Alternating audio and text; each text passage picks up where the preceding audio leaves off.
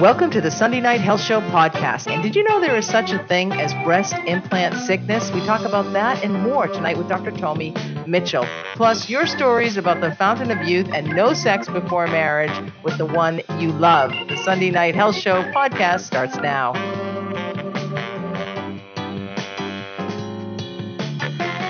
Right now, joining me on the line, you have heard her voice before. She is a medical doctor in wellness and performance.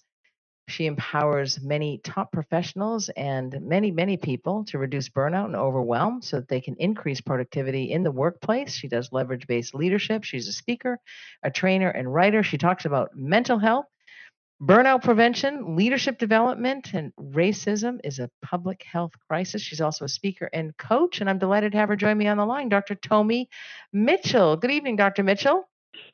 Good evening, Maureen. Pleasure to be here again. Oh, lovely to have you. Thank you so much for joining me on the program.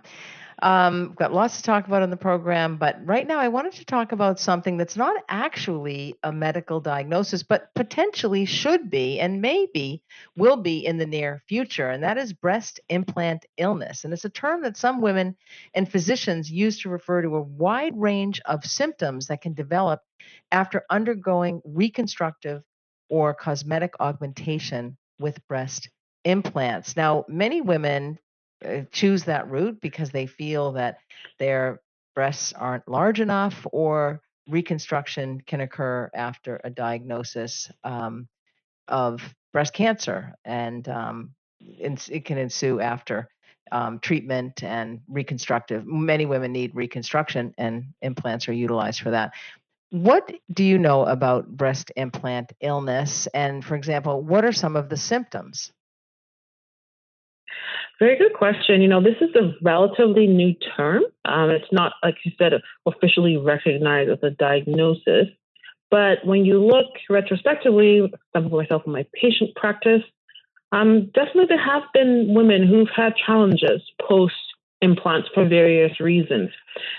Symptoms are non-specific. So it's a tough one to diagnose because there are many other reasons for these symptoms. For example, joint and muscle pain. Well, that can happen for many reasons.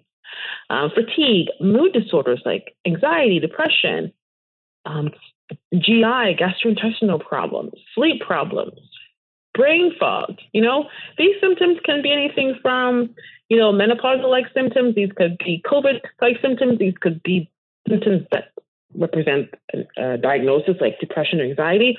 So it's not really clear. So a lot of investigations and questions have to go back and forth between the patient and their care providers. And, many women, with all due respect, many women experience from healthcare providers, they're dismissed. Oftentimes their symptoms 100%. are dismissed. Yeah. Yep. And some of these, like chronic fatigue, breathing problems, anxiety, headaches, hair loss, I can see, or gastrointestinal problems, I can see those symptoms being dismissed in a woman, or, being told it's all in your head. There's nothing wrong with you, especially if physicians or healthcare providers don't probe deeper and, think of the association between a breast implant and these symptoms. Definitely. 100%. Well, they could say, it's normal. You're getting older. It's normal to feel tired and, mood changes, menopause. Like, you know what I mean? Like it might not be taken as seriously as we would like it to be taken. You're very That's correct. right. And do some women experience some of the symptoms and other women experience a lot more of the symptoms? Like, is there a variation on this, a continuum? And are there different times when a woman can experience these symptoms? Like, does it occur right after surgery or occur long after surgery or any time after surgery? Great question. It can be any time, and that's what makes it so challenging. Like we have the most likely post-operative complications that can occur with any surgery, like infection, redness, irritation. Like that's pretty common, right? But then if you have symptoms that are occurring 5, 10, 20 years later, the doctor's probably not going to be asking, hey, did you have breast implants?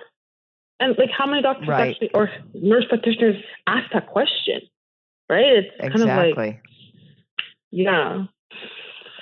Yeah, that would be a very tough one to diagnose. Now, a lot of the symptoms of breast implant illness are associated with autoimmune and connective tissues disorders like lupus, rheumatoid arthritis, and scleroderma.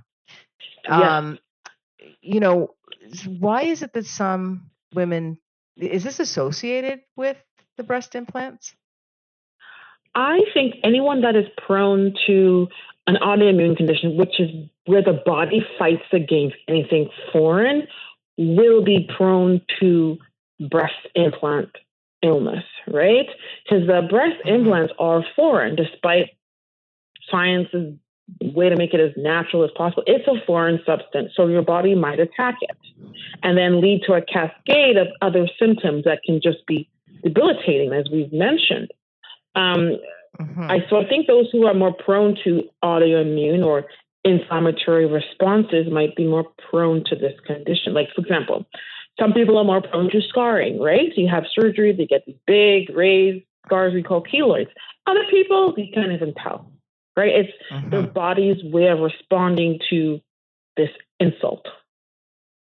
That's right. People react very differently to this. Exactly. This is a tough one. I really appreciate you talking about this because, I can imagine so many women who had made a decision to have a breast implant and then maybe years later became ill. They may not even be associating the symptoms that they have with the breast implant that they have, and they may not even clue into it. Fortunately, in May 2019, the FDA released a statement noting that the agency's officials are taking steps to better characterize breast implant illness and its risk factors.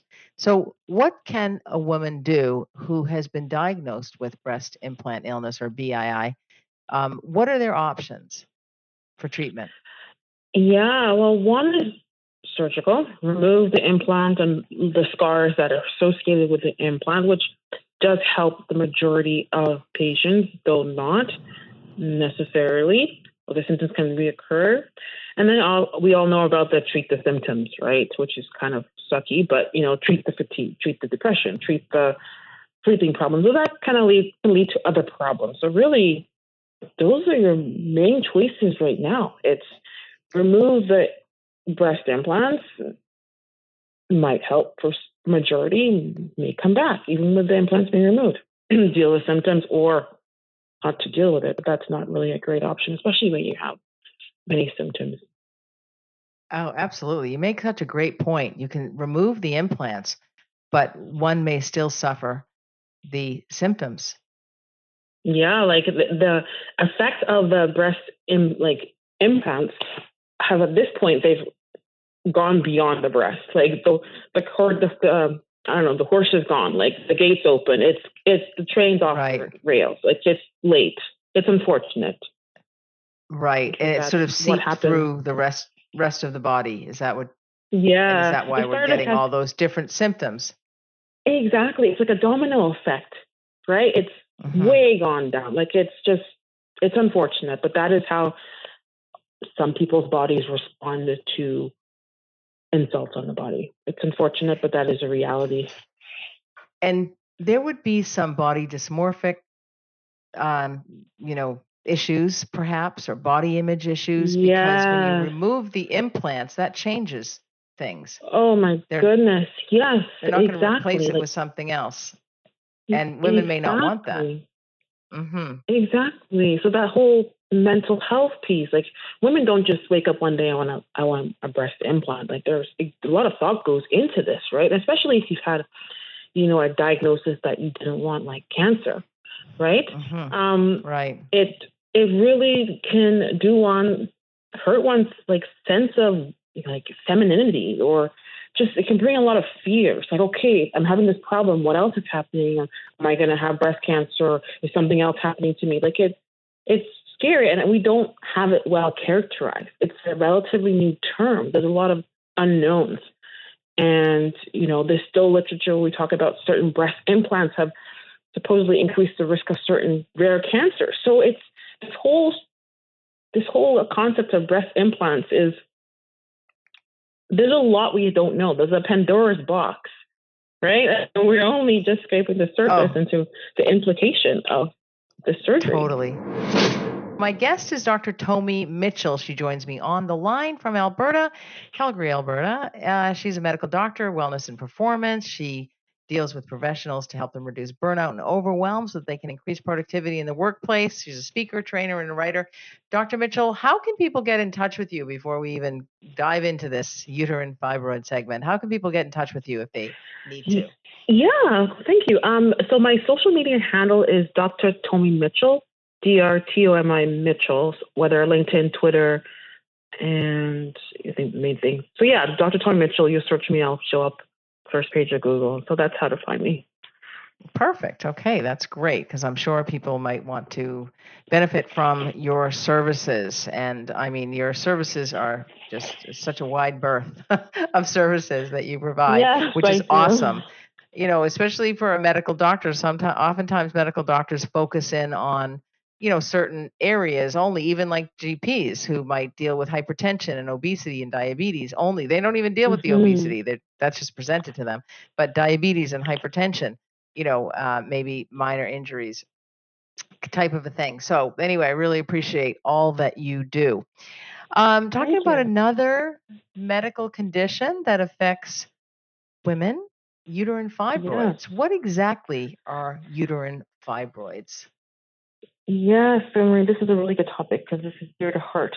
So uterine fibroids are non-cancerous growths of the uterus. So it's uterine tissue, but too much in the wrong place. The key is non-cancerous. They occur commonly during the childbearing years, and they're very common. Up to like 75, 80% of women at some point might be diagnosed with fibroids. Okay, and the key there is that they're non-cancerous and they're not even associated with an increased risk of uterine cancer and almost never develop into cancer, but they can cause other problems. And Yes, 100%. one of the main problems is excessive bleeding. Yes, definitely. Excessive bleeding, periods lasting more than a week, periods that are soaking through a pad tampon per hour can cause fertility challenges, getting pregnant, staying pregnant, bloating, just a lot of things.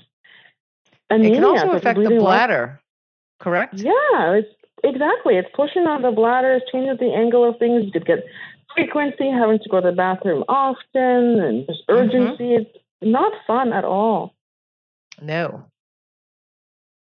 And so, how might a woman feel when she's bleeding excessively, having frequency, pelvic pressure, heavy menstrual bleeding, backache? How might a woman feel with those Feel symptoms? terrible, exhausted, frustrated. You're like missing a lot of work, missing life. Your life is controlled by your period. What color pants you can wear, what you can do, activities. That's not good. It's not good at all. Exactly. Again, one of those conditions that a woman might be dismissed. When should a woman see her doctor?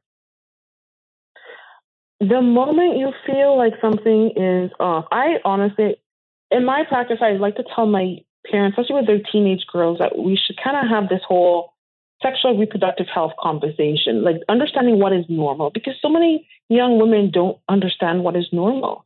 They might hear from their aunties or say, "Oh, Aunt Flo's coming. Oh, it's so terrible." Blah blah blah blah. They get to normalize that should be terrible, and it shouldn't be, right? So it should be early, early puberty, before puberty. Absolutely. Totally. And I want to mention that a lot of women who are bleeding excessively might also be anemic, so they might suffer anemia as well. Yes. We only have about 30 seconds left, Dr. Mitchell. Is there treatment for uterine fibroids? Definitely treatment. There's hormonal, non-hormonal, there's surgical interventions. And I do want to say women who have the highest risk are women of color, Black women. So please have this discussion with your physicians, your healthcare providers. It could save you a lot of heartache down the road. So an important differential diagnosis for an anemic woman. It certainly is. Thank you so much, Dr. Mitchell. Really appreciate you coming on, and we'll talk to you next week. Sounds fabulous. Good night, everyone.